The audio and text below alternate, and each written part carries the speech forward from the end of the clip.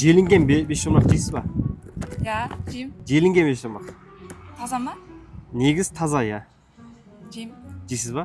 Ақша бересіздер ма? Ақшаны береміз, бірақ бір шартымыз бар. Қандай шарт? Жеп отқан кезде айтайын сізге, я? Жейсіз ғой, я? Жейм. Сөй кеттік. Сабақтан шықтым, кішкене қарным ашып тұр. Сөй кеттік онда. Бәрін көрсеңіз болады, кеттік. Бірінші біз қамыр, картошка және де етті аламыз. Өсудемді. Ас болсын. Бізде микро бешбармақ орталығы. Аз тиімді, дәмді бешбармақтар. Негізі кеп тұрам, анда-санда. Негіз қай жаққа барып едіңіз? Үйге бара жатқам енді. Негізі шынымен дәмді екен. Тура мен анамның бешбармағындайым. Өте дәмді. Сағынызда былай негізі бірінші жыл ғой енді Астанада. Негізі көбінесе мамам сағынам.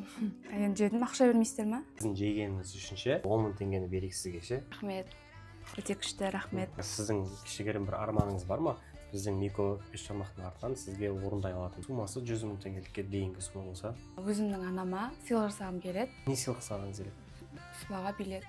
Сумасы қанша болды? Примерно 30 мың болады. Біз микроның атынан сізге 100 мың теңге берейік. Егер де осы видео 2 миллион просмотр жинаса. Құрметті достар, осы видеоға маған көмектесіп 2 миллион жинап беріңіздер.